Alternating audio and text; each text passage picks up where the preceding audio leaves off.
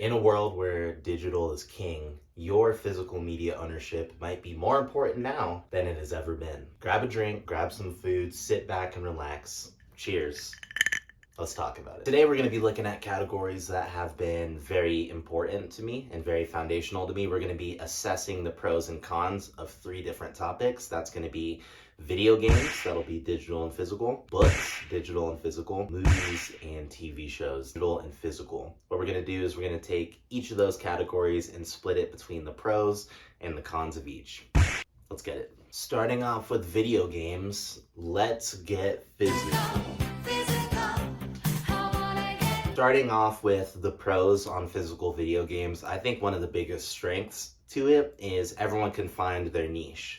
You can have people who can collect Neo Geo, you can have people who collect more modern things, or you can have people who love Atari or Commodore 64. So what I really like is how niche people can get for what they collect. Another big strength is all the data is local. This is the original cartridge that my brother, sister, and I have always have. It has a property of Blockbuster sticker on it. I'm never gonna remove it. And it also has the Sharpie on top, just because it wasn't anything for valuation. It was just for playing games back in the day.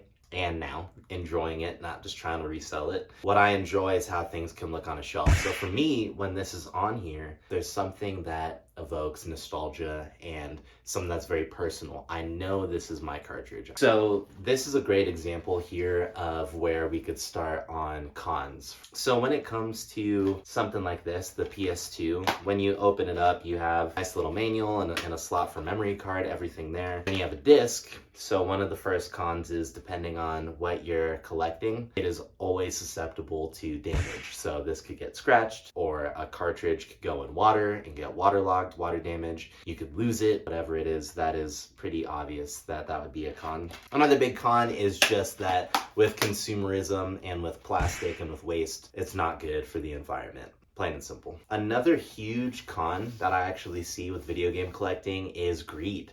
So for example, if I were to look at this case, Shadow of the Colossus, and I have the greatest hits sticker and greatest hits label where it's red, I could one day say, what would happen if I had the black label instead? And now I have both this label and the black label. And then what if I'm like, what if I get the limited edition one? Now I have the limited edition one, the black label, the red label, all sorts of ones. Greed ends up being something that can overtake because you can just keep on going in the collection.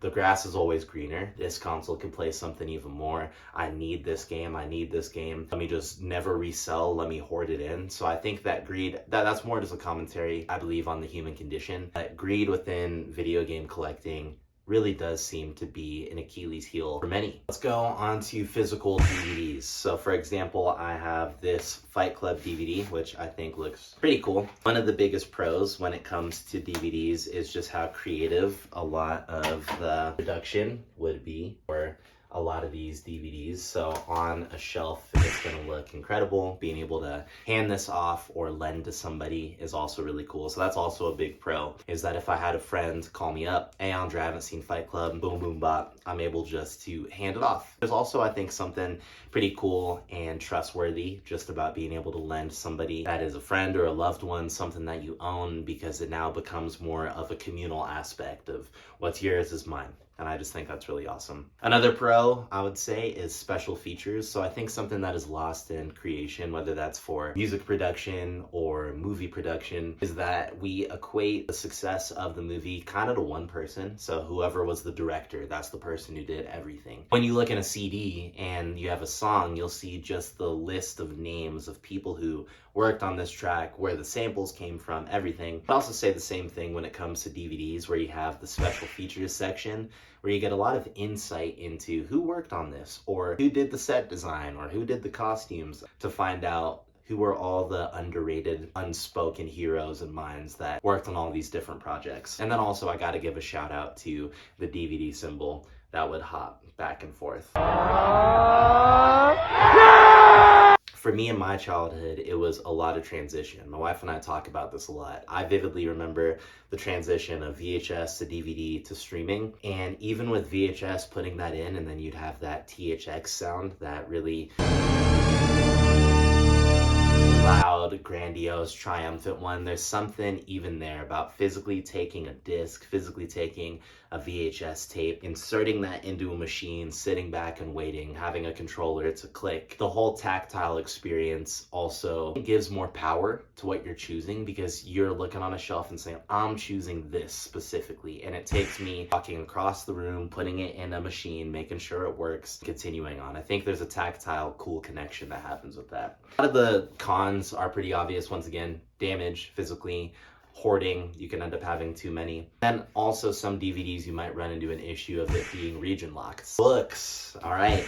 So for any of you who have been watching my channel recently, which if you have, thank you so much for being here. This is how far I am in Fellowship of the Ring. And so just to talk about a lot of the pros, one of the main pros that I would say is the separation from screen. If you go to work like I do and work on a computer, then for me, I'm on a computer majority of the day. Then I come home and I might play a game or watch a show with my wife, Abby, that's on a screen. And so when we have separation of screen and life, going outside, reading a book, I believe there's something even more impactful that can happen, because I need to look into this, but I would assume that there's a different part of the brain that's relaxing and working out in order to separate. I'm not on a screen, I'm not doing everything on my phone. This is its own experience. I don't like hardcovers, I'm sorry, but hardcovers do look great. I believe that is a great pro, especially if you have them on the shelf. Once again, the look, the aesthetic, and then the variety. So especially when it comes to Lord of the Rings, what I loved is that I didn't have to scour online and think I have to spend hundreds of dollars because of a specific edition. I could look and say, what is an edition that's small, pocketable, cheap, and that I could get the entire set. I was able to get this for $15. And so I believe that that was a huge pro, is that books go through many different editions, and that is just an awesome entry for being able to access the books that you're interested in. When it comes to cons, one of the biggest ones could just be maintenance and care. So just really trying to be conscientious about mold or spilling water on it or spilling a liquid or getting food on the inside and having weird growth. But it also could be when it comes to moving. Books are great on shelves, all strewn across the house, but then when you're moving, you now have a 2-ton-pound box, then you're going to be wondering, man, should I have not got rid of some of these at Goodwill? So those are just obvious. Anything that we own physically, it could be an inhibitor, or you could find difficulty in moving or in storage. We had to get pretty creative with our storage for our books. I can kind of show in our apartment what that looks like a little bit. We have floating bookshelves, which is pretty helpful. Moving over to the digital age, the digital side, I want to start off with emulators. This is an RG351P. This is one of my favorite devices. I love handhelds. You can go back and watch a video where Abby and I basically talk about all the video games we played in 2024. When it comes to emulation, I really enjoy the concept of game preservation, especially when games lose licensing, because all of a sudden, like, you think back to the 2000s, if there was a movie that comes out, it probably has a video game tie-in. Shrek has a video game tie-in. I almost said Cat Dog. Cat Dog probably has a video game tie-in. Cat in the Hat for sure has a video game tie-in. There are a lot of these games that just kind of go under the radar, but they might end up losing licensing currently, but you won't be able to access that online typically easily. Or if a game becomes very expensive, like if you wanted to play a game on NES and there are only 10 copies of it across the world, but because of video game preservation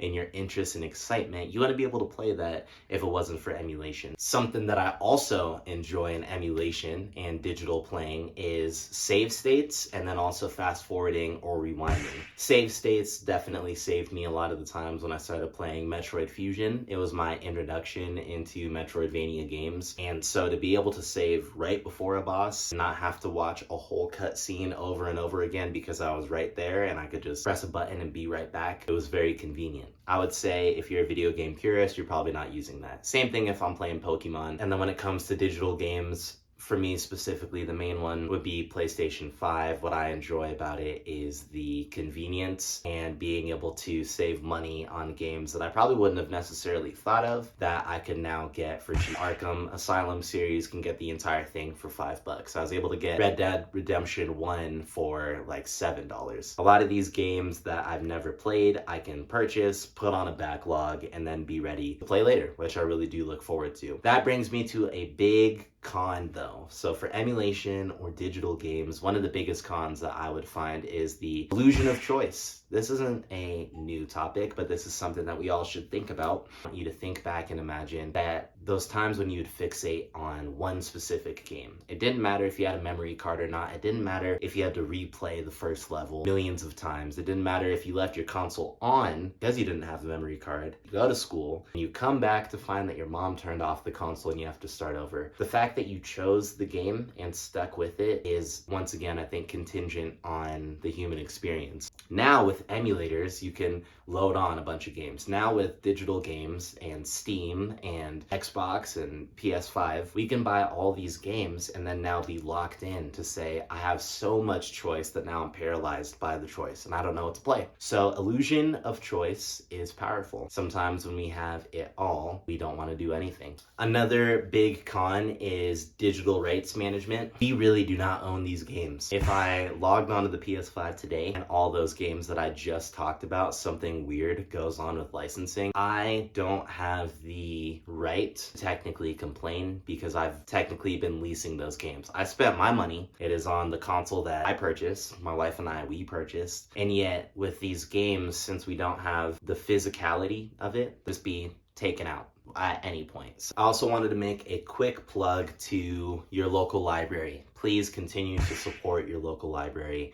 I haven't been in a while. We need to find out where the nearest one is to us, but I have such a big heart for it and the resources that it generates and can give to a local community. A time where the library really helped me was when I was in between jobs. I was actually able to take LinkedIn courses through the library for free. So it's much more than just books, but the library, I believe, can be such a foundational portion of time for kids to interact and meet community and pick out their own books and have autonomy in that. So I just wanted to make a quick plug to the library, and that was one of the reasons, through my mom and a lot of the time going with my friend Jay when we were growing up, that was what really propelled my interest in reading, was being able to check out a book, know I have 2 weeks to read it, and be excited for turning it and then getting another. So shout out to libraries. Pros about e-readers, electronic books. So I don't have an e-reader. I have thought about it, and this is why, because there are many pros to e-readers. First off, when you do just have one device, whether that's a Kindle or a Kobo or a Books, those can hold so many books on them, thousands of books, just because the files for books are so tiny. Another thing I would say is ease of being able to hold it. So holding it in one hand, laying down, if you're in the dark, the way that it's backlit,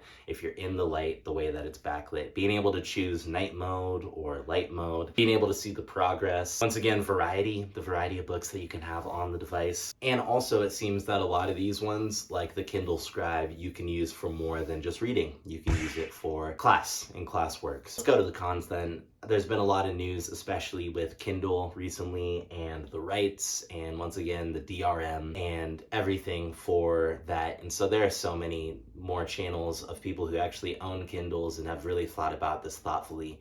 Same thing could also be if you can't find a book in stores and then you end up using it online. There might be an interesting loop that you have to follow through in order to figure out how to transfer the file, how to de-strip it and figure it out. There are a lot of different things. It's not impossible. I'm just saying the things that you do have to think about. Another con is an obvious one, and that's battery life. If you have a tablet or anything, it's gonna lose battery at some point. The awesome part is I know that the battery lasts a really, really long time on Kindles and on these modern devices. It can also be a lack of tactile respondence to the brain. So being able just to look at a screen, you might have an interesting time retaining information. Everyone learns different. I firmly know and believe that. I do know that for some people I've talked to, they have difficulty retaining information that they see on a screen versus being able to hold it in a book, know the place that they are on the page, being able to touch it, being able to see it in a different way. So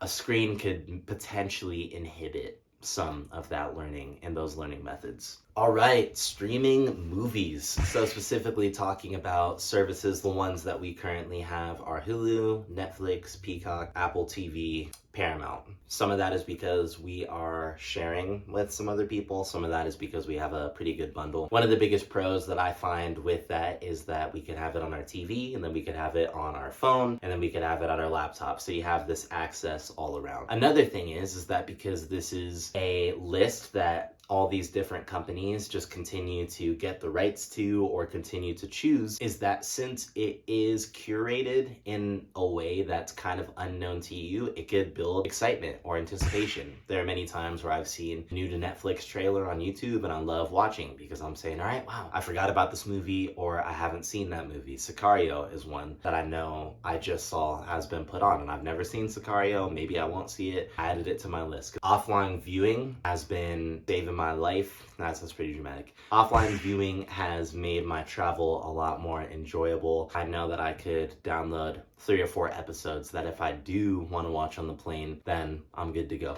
A lot of the cons are things that we might have thought of. One of those cons is lack of permanence. So you can have that very big glaring thing that says watch by January 31st before it disappears. There's a lack of permanence. The other thing I'd say is divide. So I don't watch sports, but my older brother and brother-in-law definitely speak a lot into this, and a lot of my friends, in just seeing about how some of these different companies force you to have all of them in order to watch different sports. Even like if I want to watch everything, if I like one show, Breaking Bad, that's only going to be on Netflix, so I have Breaking Bad. But then if I want to watch Rami, that's going to be on Hulu. I gotta have Hulu. I'm not personally in that camp, especially if it's spending a lot of money. I would be on the conservative side. We got Hulu for $12 this year, so that's the reason why we have it.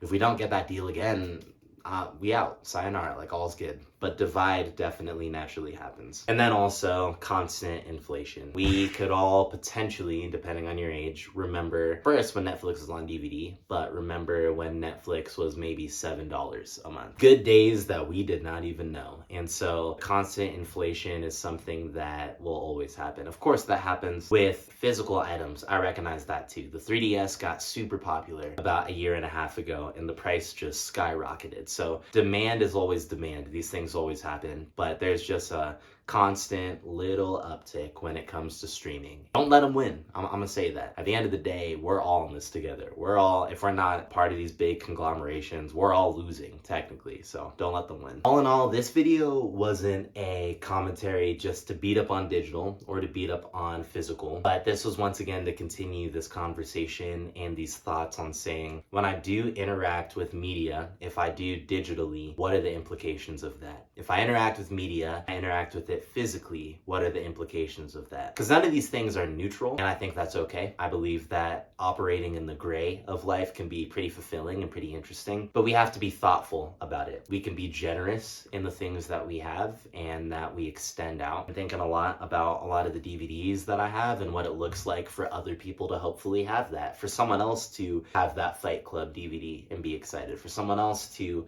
maybe borrow my RG351P and experience a Game Boy game that they haven't played forever. There's something to be said about living on this earth as a human and figuring out how we can all navigate it together.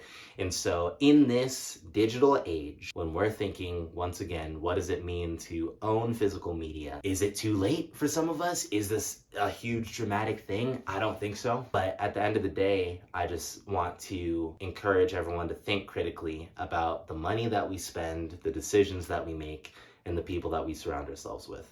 Thank you for watching.